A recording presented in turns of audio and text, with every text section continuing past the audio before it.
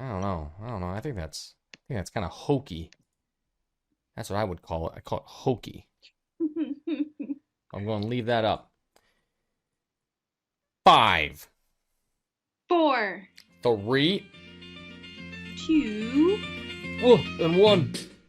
one. Hello world, here's a song that we're singing. Come on, get happy.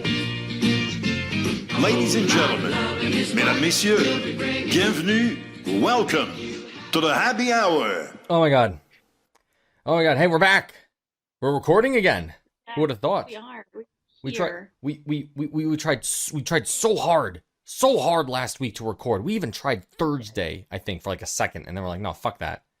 Too late in the week. It's too late. It's the summer. Nothing happened anyway. Yeah. But regardless, welcome back, happy hour listeners. Hello. My name is David Auger. I'm at Glaucus123 on X. Ew. Metal Dave on Blue Sky and Metal Dave01 on Threads. Joined as always by Beth. Hello. I'm at HIVERHYT on Twitter X. and Blue Sky. Nice. Did you see that he tried to take the Twitter name off the building, but he didn't like file a permit or anything, so the police came and the ER are still on the building. Oh my god. The So police it's shut down. so it's them taking either the letters off. so right now it's Xer or Erks. Yeah, so it's like there's like ER on the side of the building, Yeah. and then they're projecting a big X on the side. God. And people are like, this is the guy. Can't even do fucking paperwork for God's sake.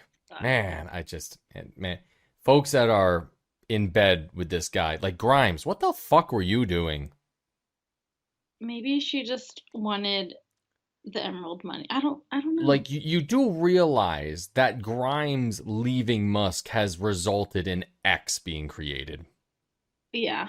I mean, like, but why does he want to name everything X? I think that might be it. SpaceX and Hyperloop X. That No, wasn't a because thing, his but kid and PayPal. oh my god, that's right. Somebody else. I mean, something else. Somebody's tweeted like all of the different things that he's tried to name X over the years. This is like the fourth thing. All right. So I guess it was So it was PayPal, SpaceX, his kid, and Twitter. All right, well, we're Happy Hour X at Happy Hour on X, Happy Hour Pod on Instagram. Again, hasn't been updated. We're on, I guess it'd be Happy Hour Pod on Threads as well. So, oops, on our part. And we also Happy Hour on Blue Sky. We're seriously considering getting off of X, though, because it's so stupid. It's so stupid. I can't stomach it. I can't anymore. I finally got hit with the... people to pay for something doesn't mean that they're going to use it if it's terrible. Yeah, it's god awful. It's ridiculous. It's so dumb. Like, man, how dumb can you get? Seriously. It's like becoming... Oh my god, I forgot the name of it. Google Space, whatever that used... Google Plus. Google Meet. Remember Google Plus? Google Plus, yeah. That social media platform was so lame, it wasn't blocked at campuses or high schools for that matter. Anyway, we have 2 weeks worth of Habs news, which can be accomplished in one day. Let's get started.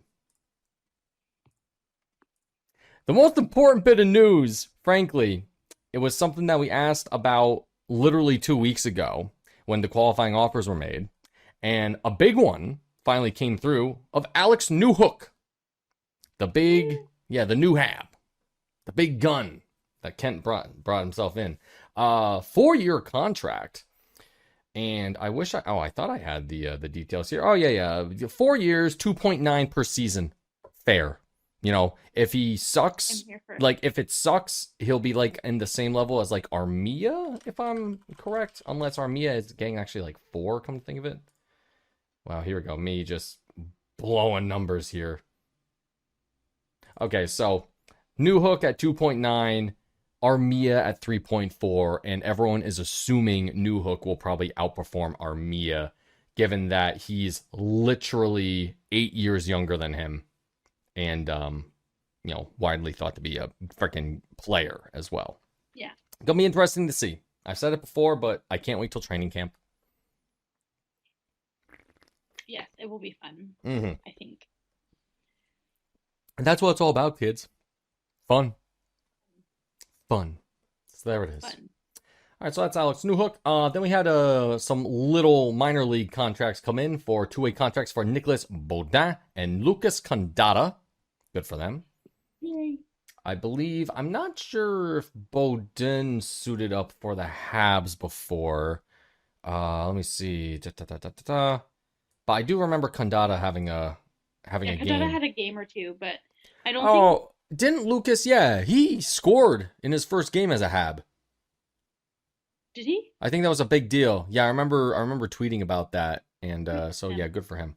Anyways, AHL bound, and with all the firepower that's apparently coming into the Habs for training camp, will they make the? Will they get back into the big club? We don't know, but the Rocket is going to need.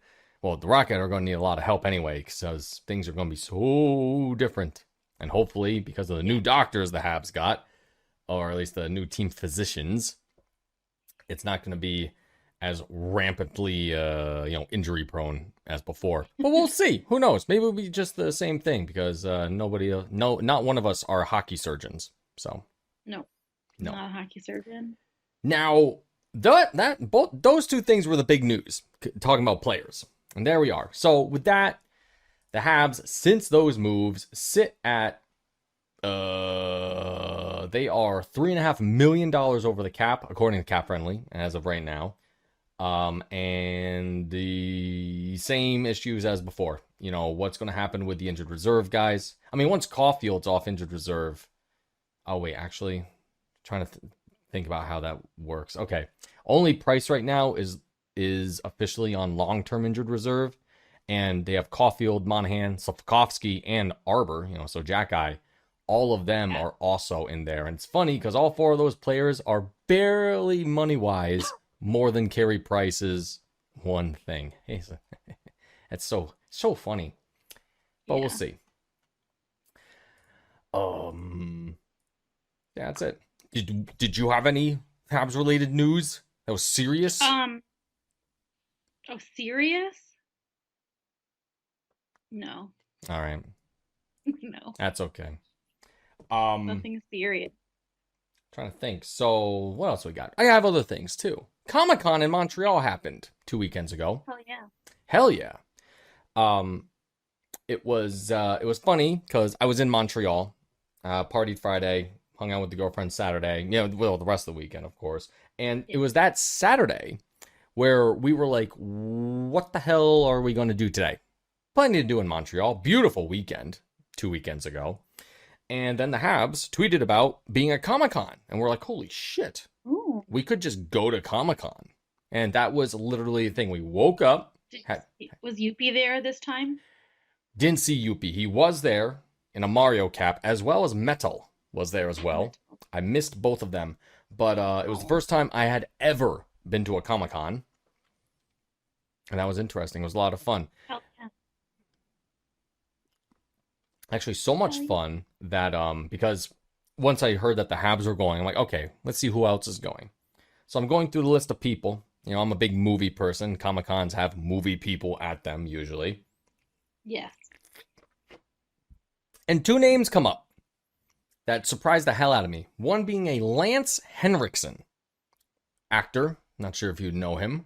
No. And a Michael Biehn, probably a little bit more popular, but still very vague.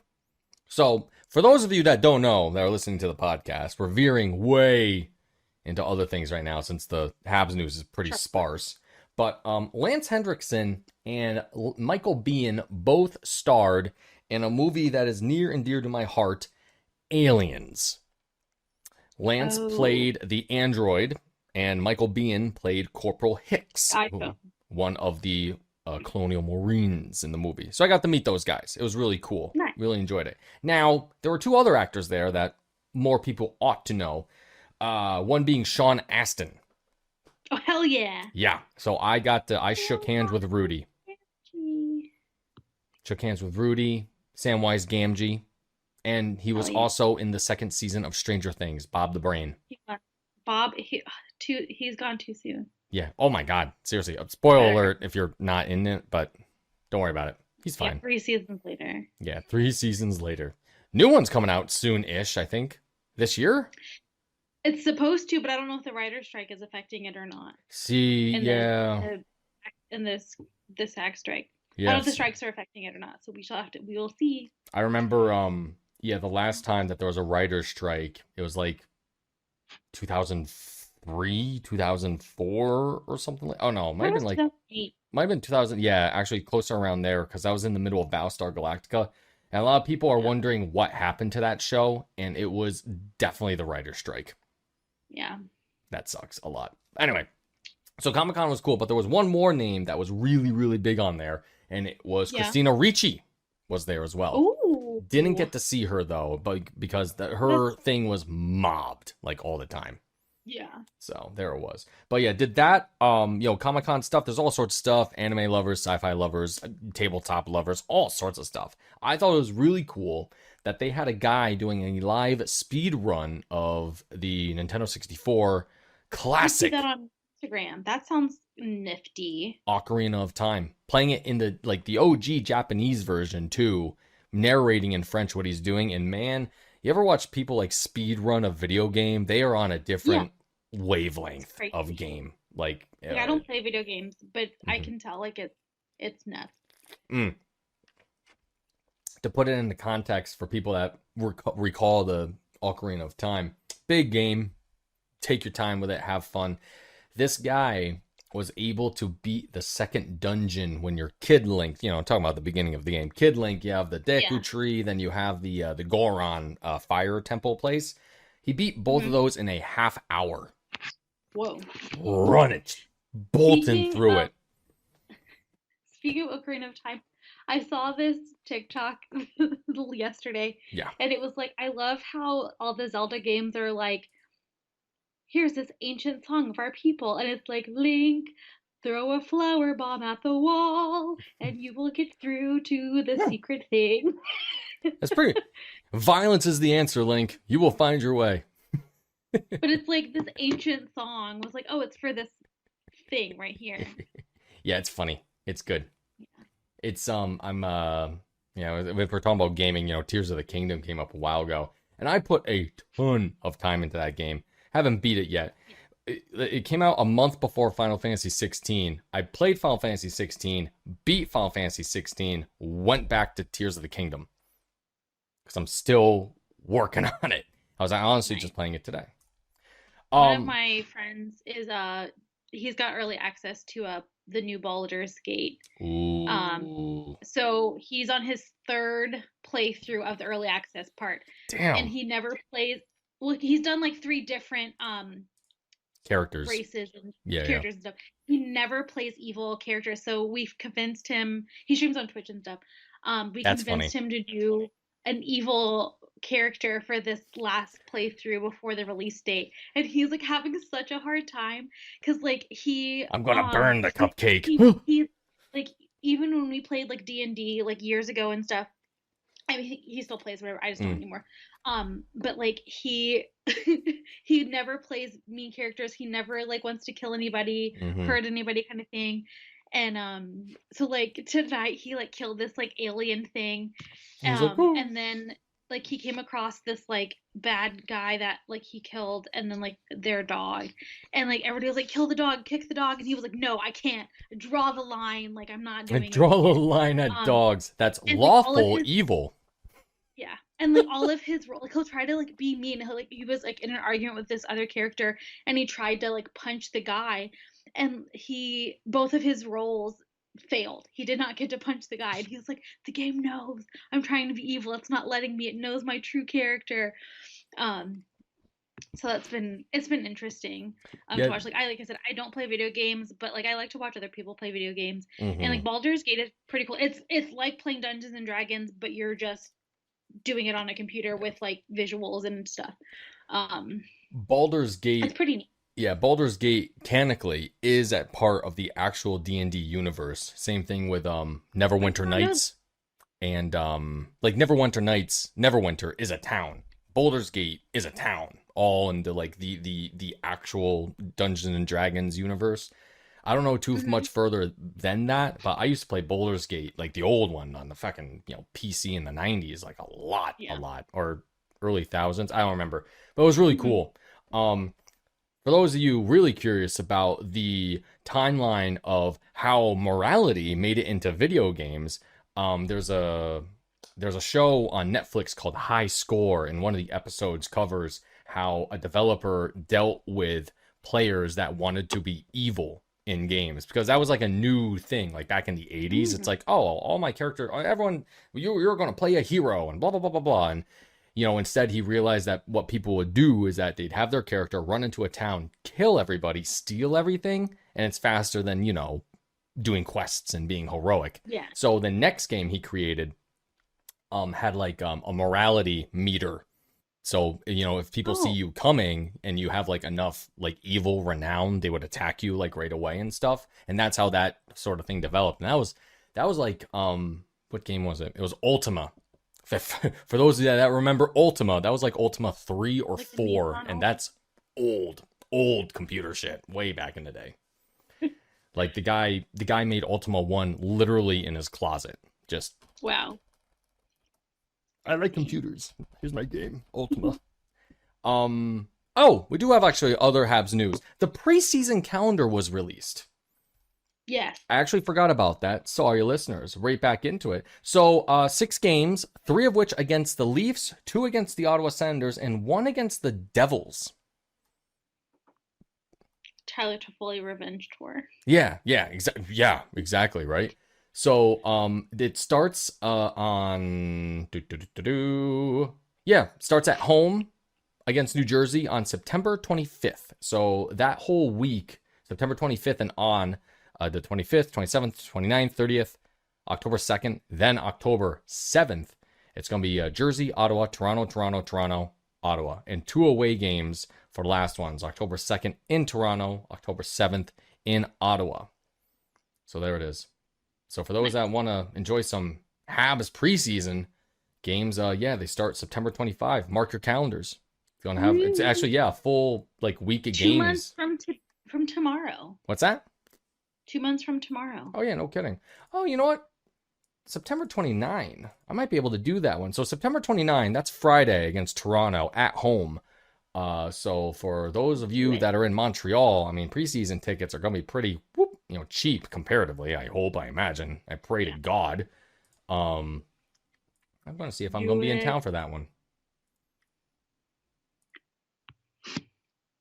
I can be.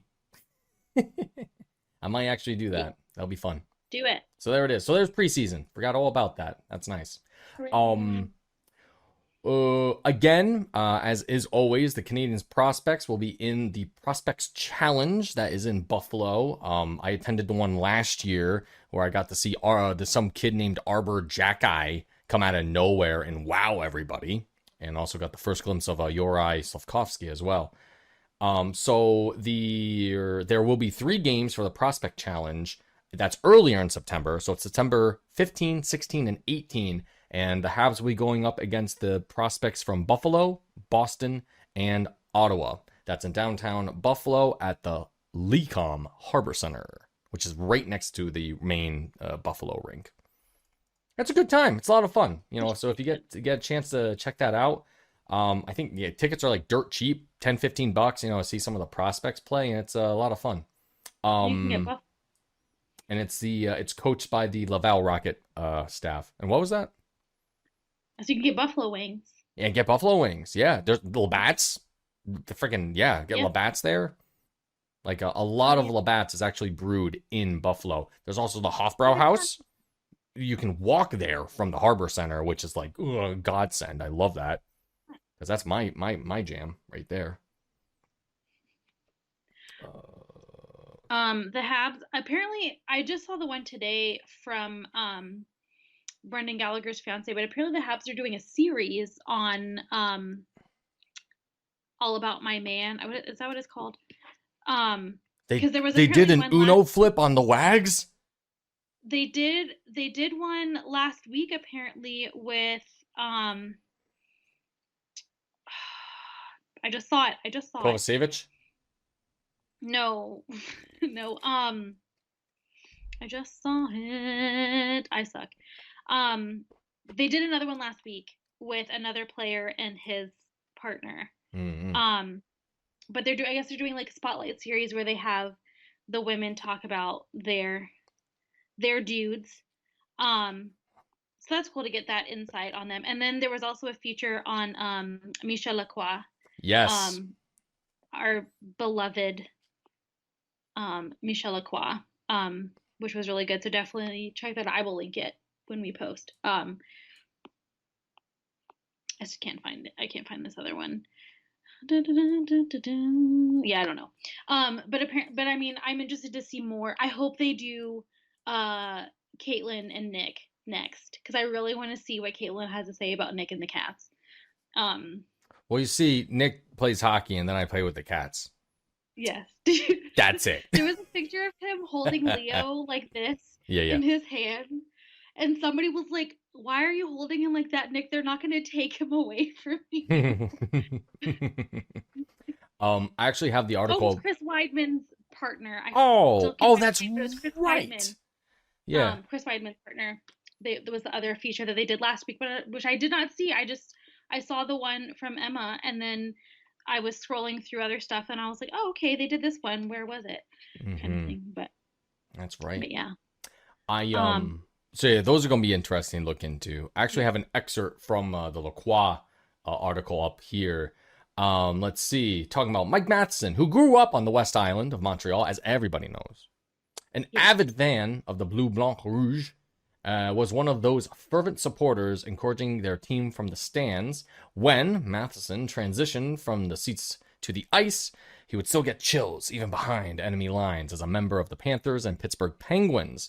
Quote, "When I played as an away opponent, that would always give me goosebumps when I was on the ice, even as the away team," said Matheson on hearing Lacroix welcome the Canadiens to the ice.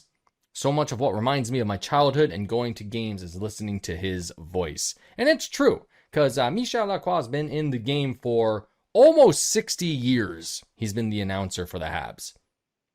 Incredible. Almost 60 years. They say parts of 6 decades. So let's try to put that into perspective.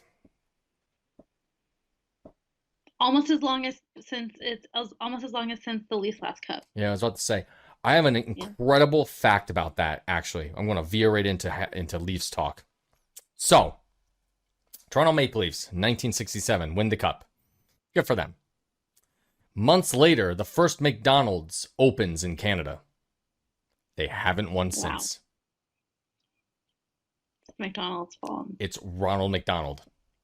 Ronald McDonald. Ronald McDonald. He stole Every the night he's whispering evil spirits into the brains of Maple Leafs players and making them soft. It's the plot of the next Conjuring movie. Yeah, there it is, done. And frankly, that was all of my news, aside from Emma Fortin having her interview about Brendan Gallagher. I didn't go Gallagher to has a Montreal or go to Comic Con, but I did go see Fall Out Boy, Oh. and that was a great time. And Bring Me the Horizon, Ooh. and this band. Well, it's this person. I do not know their pronouns. They're beautiful. Their name is Ryan. Their band, the musical act is called Royal and the Serpent. I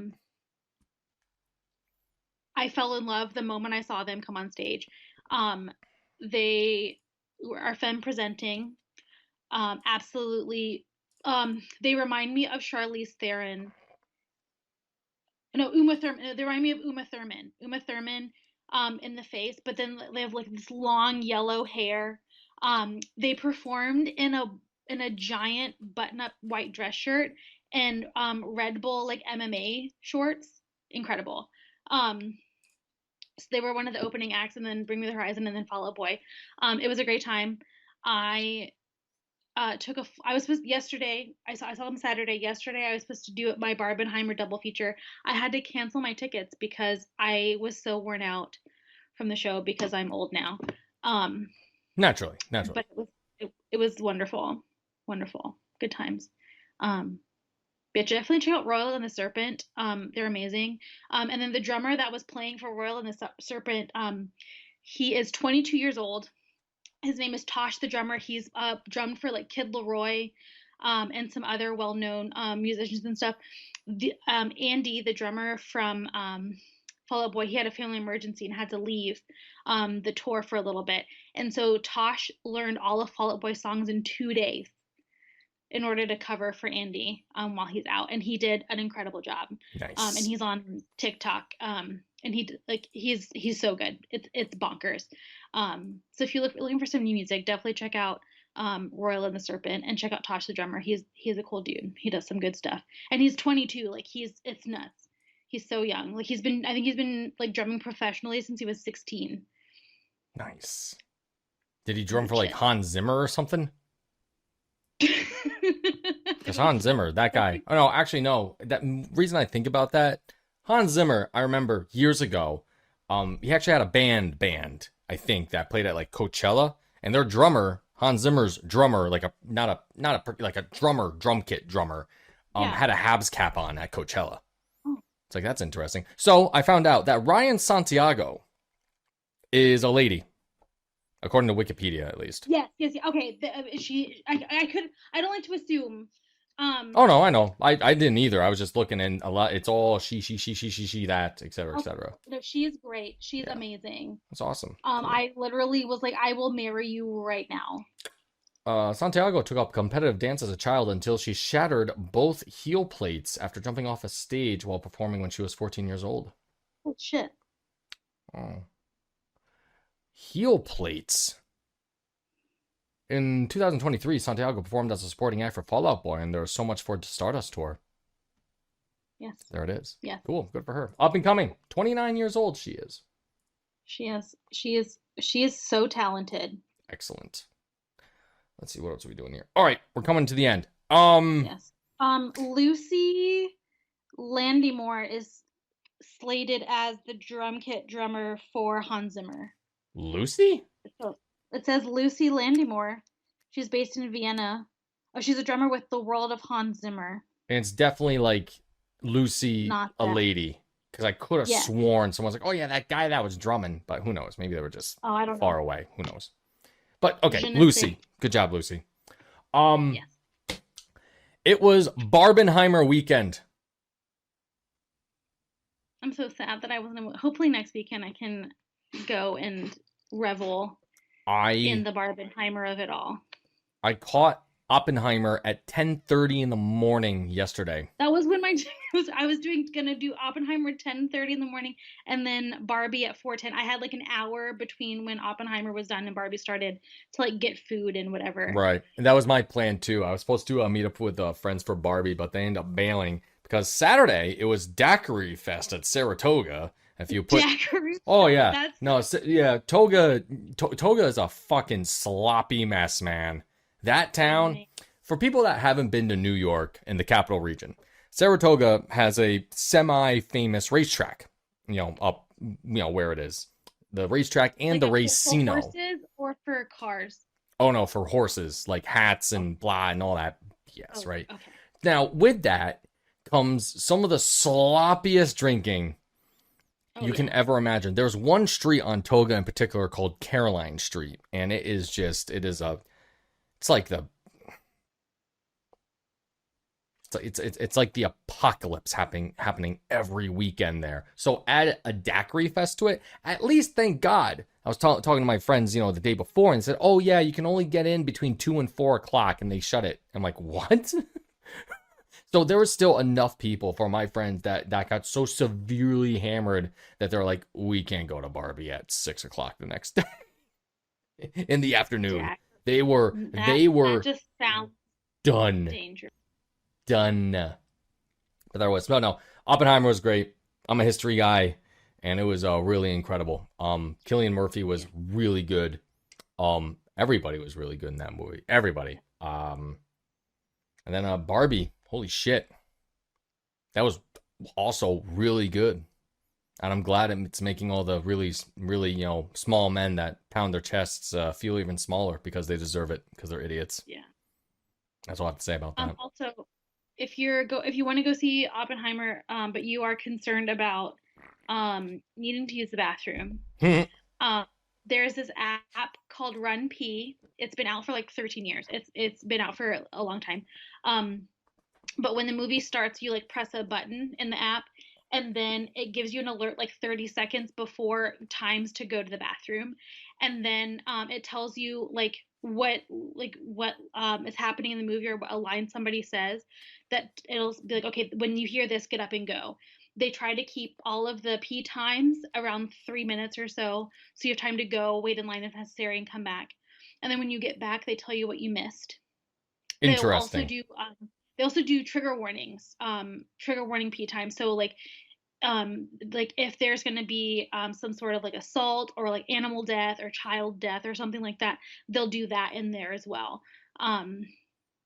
Oppenheimer, they said they did have some trouble trying to find good pee times just because so much happened so quickly in the movie, but they were able to find some. So you don't have to be like, I have to sit here for 3 hours and try not to pee my pants kind of thing. Because I mean, I be drinking beverages, and it's hard to not. When you have popcorn, you need a beverage because it's so salty. But that is an app that they have, and they do it for like all movies, not just like super long ones. So definitely check that out if you need it. Cool. Pee time. It's a cool thing. The app. Yeah. Awesome. No, it's called Run Pee. Run Pee. Run Pee. Yeah. Nice. And Great. it's Well, that's free as it. far as I can tell. Yeah. Anyways, Happy Hour's back. Hopefully, we'll be back next week as well. We recorded on Skype again. That's weird because that was kind of a little bit of a technical thing we had to figure out again, since we haven't used Skype in like 3 years or something like that. Yeah. Because Zoom took over everything. So, oh well. They did. Anyway, that's it for us. Thank you everyone for listening. Thank you. Go up's Bye. going. Bye. Bye. Bye. Bye. Bye. Bye. Bye. Bye. Did you feel that?